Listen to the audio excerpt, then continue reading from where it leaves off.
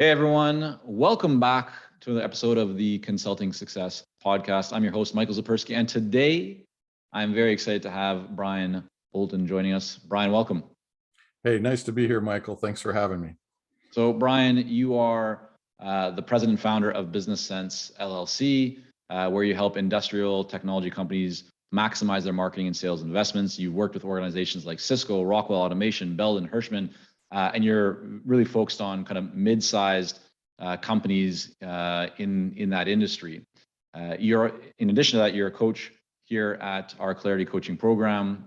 You do amazing work with everyone in the program, and I'm just really so happy to have you on today and to dive into how you got to where you are, lessons learned along the way, and just kind of sharing some of your experience and expertise with the community here.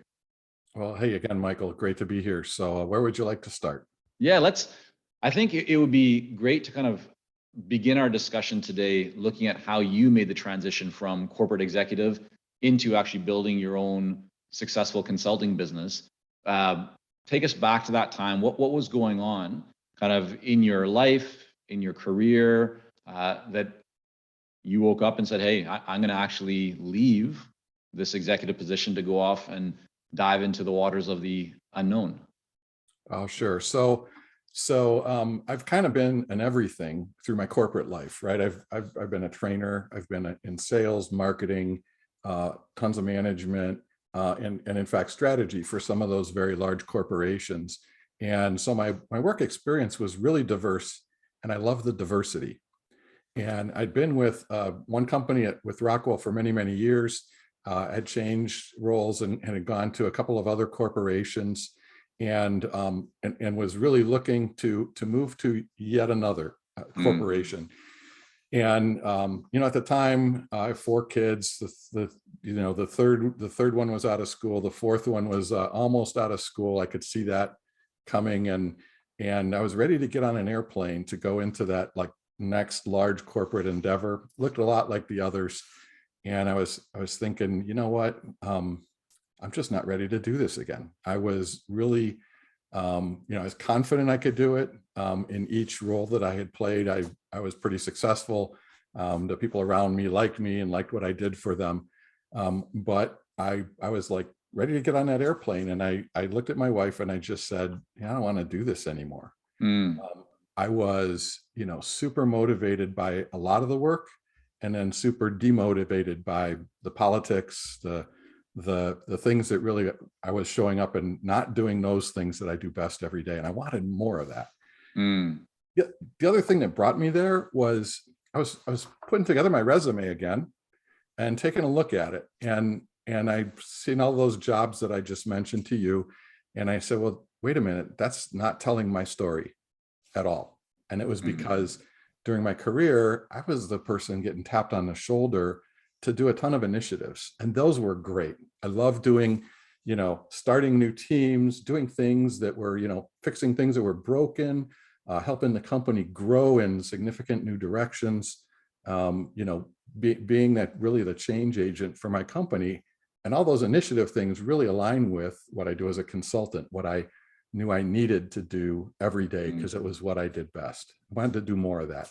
And I felt that, I wasn't really being fulfilled just by going into corporate life and running another sales team or another marketing team or rolling more strategy. So my wife, who's super supportive, said, yeah, let's go. And, the rest is history. I'll tell you, I put a little bit of money away. And, I think thankfully, I think I'm kind of blessed here. I never had to touch it. I had, some things that I was able to bring forward from corporate life that really, really benefited me as I started a consultancy. All right, well, let's dig into a whole bunch of things there that you've just mentioned. The first I'd love to explore is your mindset at that time. So it sounds like you had the support of your family, and it felt like it was the right time.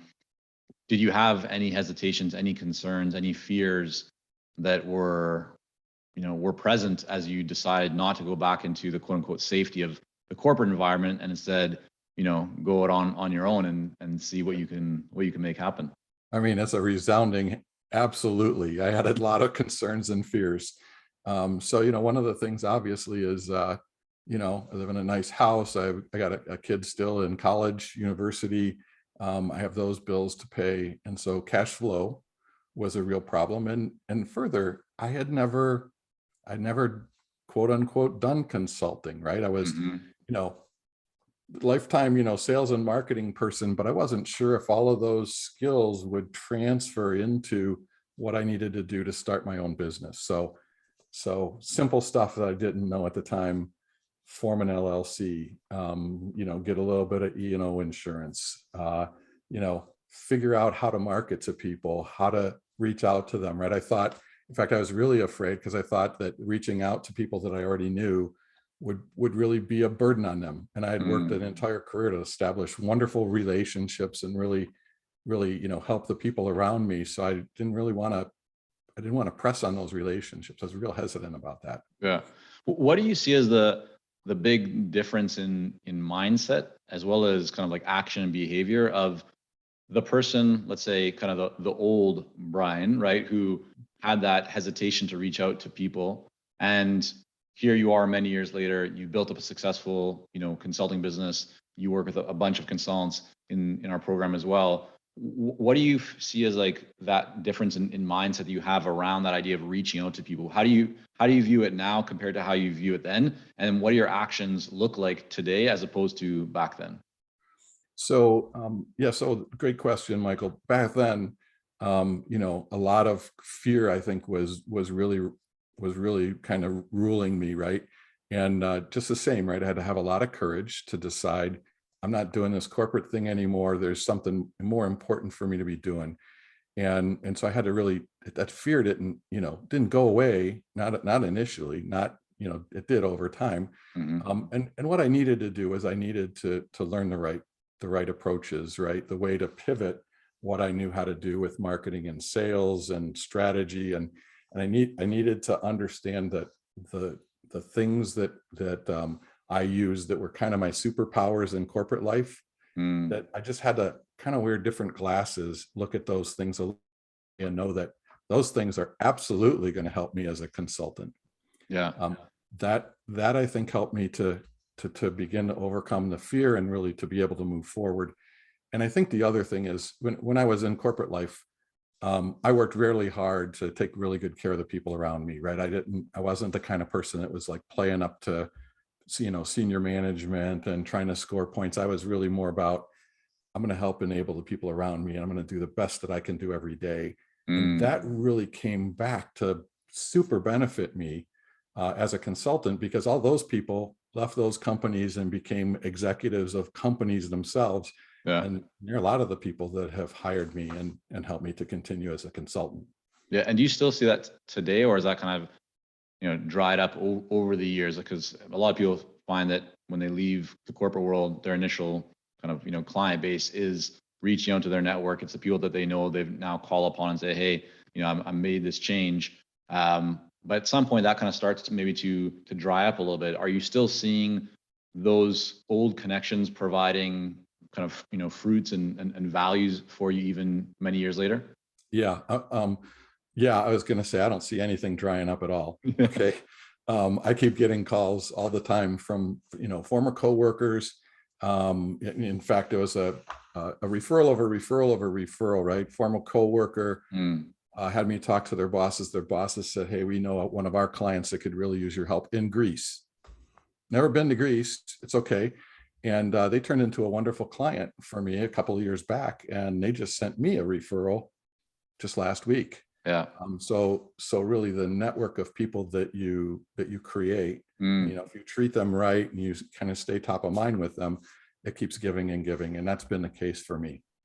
And what have you found? So, I talked to a lot of different people on the podcast over the years, and different people have different approaches when it comes to referrals. Some are much more proactive. They, and I'd say those are the fewer. More people just tend to be a bit more reactive and just, they focus on doing great work and referrals come their way. And that's all they care about until they might need more business and they think about other things they might need to do. But where do you sit on that? Are you just focused on doing great work and people tend to contact you, or are you doing anything in terms of nurturing those relationships or being proactive and following up with people, just any kind of best practices that I think maybe on two parts, Brian. One, that you yourself have used or are using, and then because through the Clarity program, you work with so many consultants as well over now a period of time. Anything else that you're seeing working differently for others that maybe some others in the community here might benefit from? Sure. So let me unpack that. Yeah. So for me, two parts. Yeah. So for me personally, right, a key that I had no idea was going to help me was in corporate life. I really did take good care of the people around me. They did rise to new levels and new heights, and they have really helped me. I told you I was like nervous about like reaching out to my existing network and pressure on them and asking them for work and stuff. And one of the things I learned through the program, and then I've seen over and over again with people that I do coach, is that you don't have to put any pressure at all on them. You literally have to make them aware, hey, this is what I'm doing now. I'm helping these kind of people with these kind of challenges. How are you doing? Right? See how they're doing. And you just say, if you know anybody I should be talking with, please connect us. And I've never said anything more forceful than that. I've never asked anybody for work or business. I've literally just made them aware of, what I do in a very crisp and succinct way. And then just said, hey, if you know anybody, and guess what? A bunch of them came back to me and said, yeah, me, you can help me.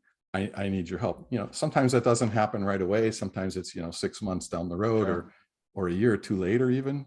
But that's been a great source for me. And I continue to do the things I did in corporate life, which is really take good care of the people around me. So I do have, friends and former coworkers that'll call me and they'll ask me for a couple of minutes of their time, of my time and my guidance, because they've worked with me on a cool project and they know I know something about what they're working on now. And they ask me for that help, and I give that to them unselfishly. And oftentimes that'll turn into, them giving back way more than I'm giving to them. And how do you play with that kind of, or do you even think about it when somebody is reaching out to you for help? And let's say this is not an engagement, so there's no clear path in that initial kind of touch point or conversation where they're going to be paying you. How do you personally think through? Listen, I'm busy, right? Like you're busy with your business, working with clients, all the kinds of stuff you have going on. How do you personally think about whether it's worth your time or whether you're going to spend some time with that person or have to say no? So if they're in my network and I've had a great experience with them in the past, I will give back to them. I'm very unselfish with my time and my expertise. So usually what'll happen is, but there's obviously an edge to that, right? And so if I'm just having a conversation and giving a couple pieces of advice, bring it on. I'll do that any day. If it looks like there's something that is like work to be done beyond that, some look into this, some research into that, what I do is I'll let the person know that, hey, you can do this yourself. And if they say, no, man, I really need your help, I'll say, well, that's my business. That's what I do. Probably got to charge you something. And they say, that's fine. And the conversation then does turn into a real engagement. And that's been really nice for me and very profitable for me. Yeah. I mean, the wording that you just used right there is so simple, but it really is all you need to say, right? To shift that conversation, just to know, is this person serious about potentially doing business? Or are they just looking for free advice? You can clarify typically very quickly with the exact kind of wording you use. So I think that's a great little resource there for people to come back to. So you share with us how you launched your business initially, right? You went through this process of kind of letting your network know, right? You sent out these emails and so forth. That brought in some business for you. One thing, and I know we talked about this before we hit record, that comes up pretty often for the earlier stage consultant, and we'll definitely talk about those that are already well established and give them some good guidance as well, and from your expertise and experience. But for those who are earlier stage, or even in some cases like a year or two in, they might find that they have conversations with an organization, and that organization says to them, listen, yeah, we'd love to tap into your expertise, but we're actually only looking for a full-time person right now.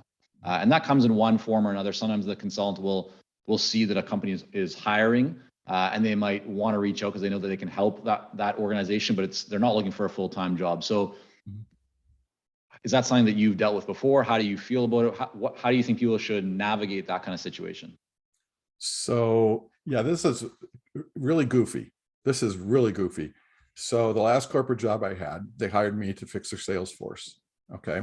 And I did. And in fact, I exceeded their goals. People didn't have bonuses for years. The sales force didn't get bonuses for years because nobody was hitting their numbers. And, you know, through a lot of hard work, et cetera, right, I was able to turn it around in a year and a quarter. And not only did all the salespeople receive bonuses, which meant that they crushed their plan, right, but the company crushed their plan, and you had a huge backlog, huge momentum going into the following year. And a new boss came in, looked around and said, you know, we're paying this Brian guy a little bit too much. We need to spend our money on engineering or production or whatever. And so they very politely excused me. And I thought about that, and I thought, you know what, this company probably just brought me in to fix a problem, just to fix a problem. Did they really want to pay me what they were paying me to come in and to run their sales force and just kind of mark time? And the answer is no. And it would have driven me crazy if that's what it was. The company would have been smarter if they would have hired me as a consultant and said, hey, Brian, we have a problem. We need to fix our sales force. We don't have good processes. Some of the salespeople's heads aren't on straight. Can you help us with that? And as a consultant, I could have came in, put together the right processes, which is what I did anyways, right? I did all that anyways. I could have put all that in and then very happily just said, you know, you guys are in good shape. Yeah, I'm done. I'll move on to my next, you know, client. But instead, they were hiring a full-time person that they knew they weren't going to keep around to fix a problem. I believe there are a ton of corporations that have that same situation. They're going to bring somebody in, kind of a trained killer or a hired gun, to come in and to repair things that aren't quite right, or to put the company in, you know, a new initiative or some path to growth. And they really only need that person for a little bit of time. Right. To sometimes, as the consultant, I need to plant that seed in their mind. I get calls and they say, hey, you know, would you be a full-time, you know, vice president or a full-time director of whatever? And I just have that conversation and say, tell me what's going on. And when I start hearing cues that say, we need to fix something, we need to change something, we need to repair something, all I say is, you know, I'm a consultant. Would you consider an engagement where I do exactly that for you? And then when we're all done, you have a sustainable set of processes, you have the right people in place, on your merry way. And some companies say, yeah, I love that. And other companies, that's like a brand new idea for them, and they got to churn for a few months to figure out that's what they want to do. Yeah, awesome example there. All right, so let's kind of continue on down the path of your business development. Is there anything that you've done more recently from a marketing perspective that you feel has worked really well, and maybe the others don't do it as much, you know, as kind of there's an opportunity there for them? Yeah, so I thank you for that. I tend to use, I call them superpowers, but they're not superpowers. They're just skills that I brought from another world, right? That really helps me to market effectively. One of them is I happen to do a very, very good job of understanding my clients, understanding the issues they have, what keeps them up at night. It comes from my corporate experience. I did a bunch of strategy for very large companies, and as a consultant now for mid-sized companies. And part of that is really understanding the market and understanding the customer base and really understanding what's going on with them.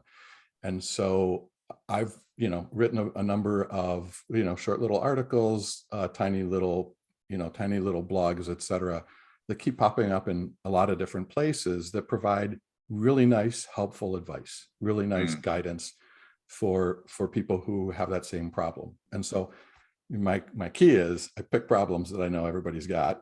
Right. Retention is an issue today, right? Changing in the sales force in all of the commercials, right? Changing sales force. It's the changing customer base, because all the baby boomers are retiring. So outside salespeople have a certain set of problems. Inside salespeople have others, et cetera. And so I channel that and provide just kind of really good guidance. Yeah, and that's such a great idea, Brian. I remember Andrew Sobel came to one of our client masterminds a while back. You may have been to that one as well, but he talked about something that he learned many years ago, how kind of that really helped him to develop his business. And that is to make a list of like 20 or 30 problems that your ideal clients have, and then just start writing articles or creating resources that tackle each one of those problems. And it's essentially what I'm hearing, you did as well. And I think this is such a great approach, because rather than just writing general articles about strategy or marketing or sales, if you pick very specific kind of issues or areas that your ideal clients are having challenges with, and then just provide value and answers and insights and ideas around that, you are really positioning yourself as an authority and expert in that space. Now, when you do that, it sounds like you didn't just write 1 or 2 articles and stop, right? Kind of give us a sense of how long has this been going on for? How many different articles or resources have you put out during that time? So, I don't have a how many for sure, right? But Just approximate, yeah. Yeah, I mean, I post a bunch on LinkedIn. I put a number on my website, and then I put a bunch in emails that I'm sending to people. And what's really a couple of things, couple of tips. One is I don't comment on trends. I do comment on super big market transitions, and that comes from my strategy days, right? Things that are problems now and are going to be problems for a good long while. Okay, so baby boomers retiring, that's a big deal. In my space, companies such as Amazon beginning to sell, the type of products that in the space that I play in, and becoming a threat to those distributors in my space, right? Those are going to be a problem for a good long time. I tend not to take on the little trends. And the other thing is I work really hard to differentiate myself by keeping it simple. In fact, I kind of got a nickname as Simple Guy. I'll take very complex problems, because I work in the tech space, and I'll make them very, very simple and mainstream, focusing on what my ideal clients, what my customers really need from, to do. Okay. Yeah. And that tends to mean that I can create an article and then reuse pieces of it over and over and over again. And I do that a lot. Yeah, really great advice. Talking about the challenges that you see, because you've gone through a whole bunch of this, building your own consulting business. You also now are coaching many consultants as part of the Clarity program. If we look at this in 2 streams, so the most common kind of problem or challenge that you see earlier stage consultants having, and then when you think about those that are more established, maybe they're high 6 figures or well into 7 figures, or they have a small team. What are the big kind of most common issues that you've seen pop up in both of those kind of places? So great question again. So for early consultants, they spend their time on things that are really not going to help them. Right? Like what? So I tell people that you have to market some, right? As a consultant, you have to find your ideal clients, have a conversation with them, and turn it into a sale. You have to market some, and there's a whole lot of folks who get started, and I tell them that both marketing and sales are like an ocean. They're wide and they're deep. Okay, so there's a bazillion things that you could do to market and a bazillion things you could do to sell. But if you're not asking yourself, why am I doing this? How is this thing going to help me or my customer base? Then you shouldn't do it. So there's a whole lot of people that start out as consultants and they go, man, I got to have a website. It's got to be great. I'm going to have to pay a lot of money, going to put some great graphics up there. And it's like, wait, why do you have a website? Why do you have a website? And if you said, I have a website because I just want to come across being legit, a legit business, then I would say, then put a website together that helps you to do that. If you said, no, based on the type of business, I got a plan and I have to draw tons of clients to my website because I need to do this, that, and the other thing, then I go, okay. But if they just go, I have to have a website, I don't know why, but I think I have to have one, I'd say, maybe that's not where you want to start. Okay. Same from a sales standpoint, right? When I became a consultant, I said, I have to have a pitch deck, a bunch of PowerPoint slides about who I am and stories and, all kinds of stuff like that. And truth be told, based on the way that I engage with clients, I don't have to present anything. Right. anything. I talk to them about the problems that they have and what's going on, and let them know that I can help them. Yeah. And they check me out on LinkedIn, and they see that on LinkedIn that, here are my credentials, here's things that I've done, here's who I've helped with what problems. Sure. And I don't have to go back and make a presentation. So putting together, super elaborate pitch deck for me was a waste of time. Yeah. I Those mean, are this the is a examples. really great example of, it's not about how many things you do, it's about how many of the right things you do. So, right, the class, you touched on such a classic one. I need to build a website, or I need to prepare all these materials, or get my business card or my logo and all this fancy stuff. But you don't actually really need the fancy stuff. So I just pulled up your website, Brian, and you're for those who aren't seeing the video, right? And we're on YouTube, guys. If you want to see some of these videos of the interviews.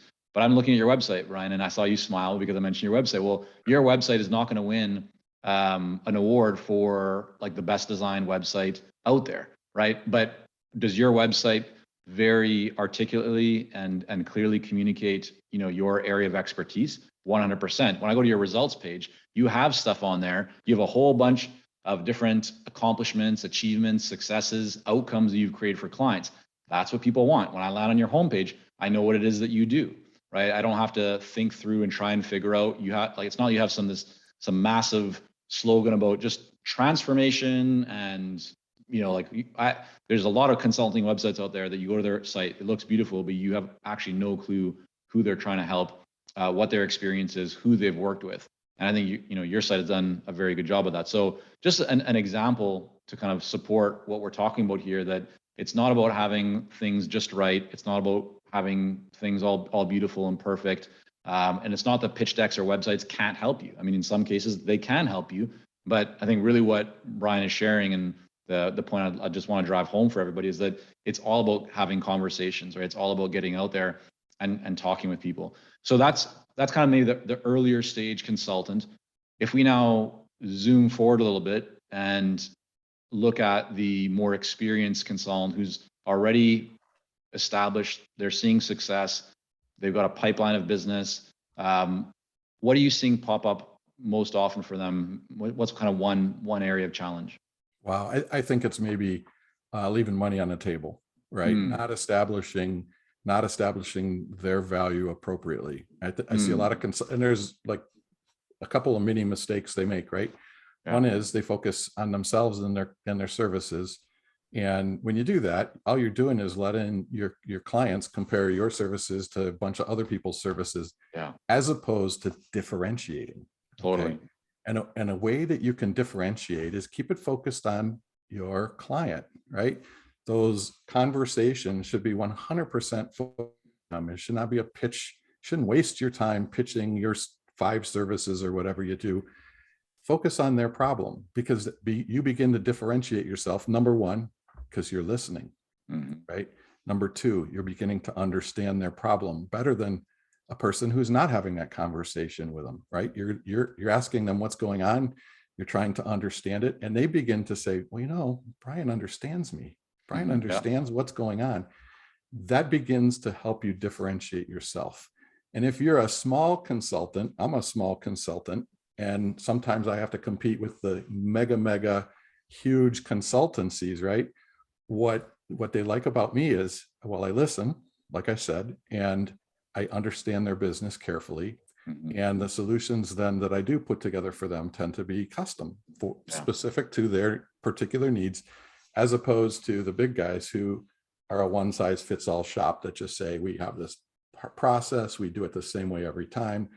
And, they start having you fill in big, huge questionnaires, and half of the questions don't even apply to your business.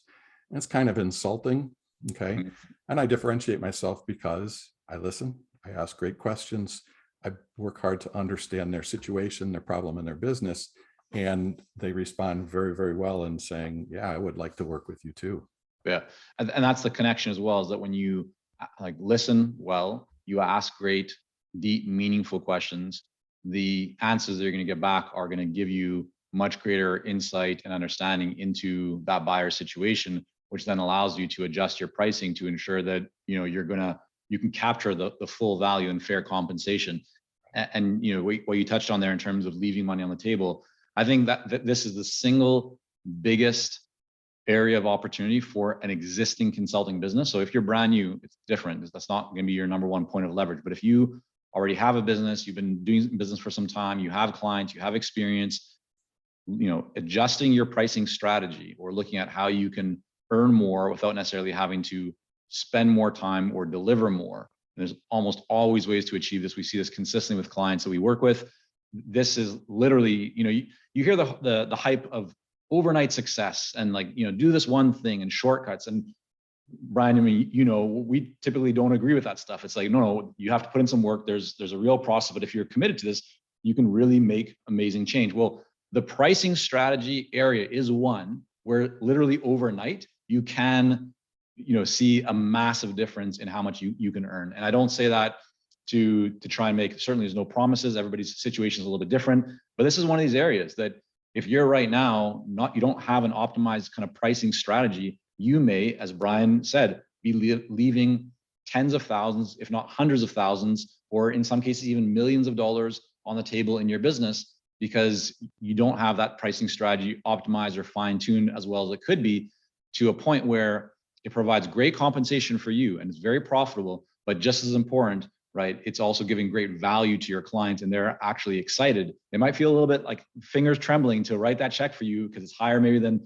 what they would have before, but they're still excited about it because they know that transformation, that change, and that positive ROI is coming for them. So that's a sweet spot that I think you've hit the nail on the head there of such a big opportunity for established consultants.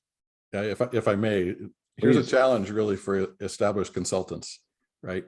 Every single time you talk with a client about their problem, their situation, quantify the value of fixing that for their company and for them personally, right? And I know a bunch of you are going to say, well, I'm in marketing, or I help them with strategy, or marketing bosses for me would challenge me to quantify the value of what I was doing, the payback that I would receive. Yeah. And Brian, you just cut out there for a second on the connection. So just to fill in that little potential gap, right? The big thing that Brian was hitting on is the importance of trying to quantify what that value looks like or what the outcome means for the company and for the actual person that you're going to be working with. And some of you may feel like, well, I work with nonprofits, or I do strategic planning, or I do something where it's hard to quantify that value.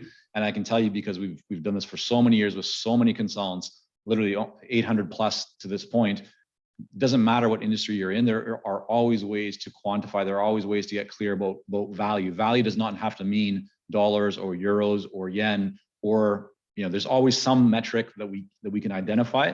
And that becomes the point that you want to really communicate on. So yeah, if anybody is feeling challenged by that, reach out. That's definitely something that we can, guide you a resource or talk more about. But let's get back to this, Brian. So we just have a few minutes left. I want to make sure that people can learn more about you and everything that you have going on in your own business, and they can check out your articles and so forth. But before we do that, two other quick questions I want to head to. One is, when you look at everything that you're doing right now in your life, in your business, family, relationships, so on and so forth, what are one or two things that you feel really contribute to the impact that you're able to have to your, mental clarity, focus, energy, performance? Any habits that you have, one or two that kind of stand out for you?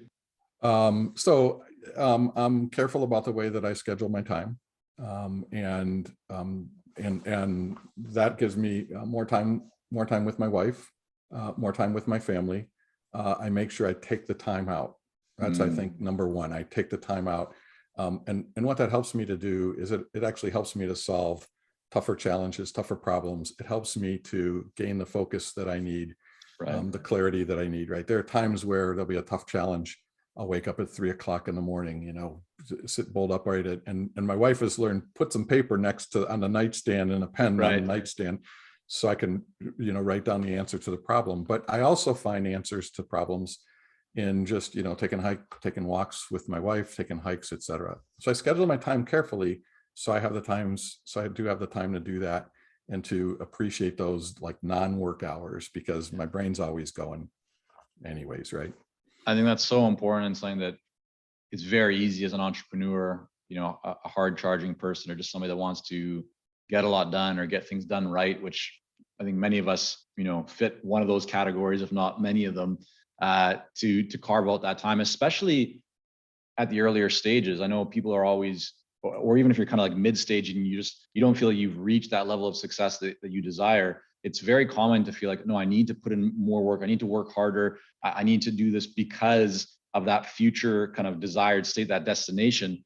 And I think one of the things that, you've implemented very well, Brian, that we've seen with some of, our most successful clients and just consultants over the years, is that it's recognizing that destination doesn't actually exist. Like it does, but as soon as you get close, you're going to move it anyways. Right. And you'll just always continue moving. And so things don't stop right until you decide to actually stop. So figure out how can you optimize the journey in a way that matches the lifestyle that you want to have, right? Create the business and the model that supports your lifestyle instead of you having to make all the sacrifices personally to support your business, right? It's going to be top of that business lifestyle triangle. Yeah.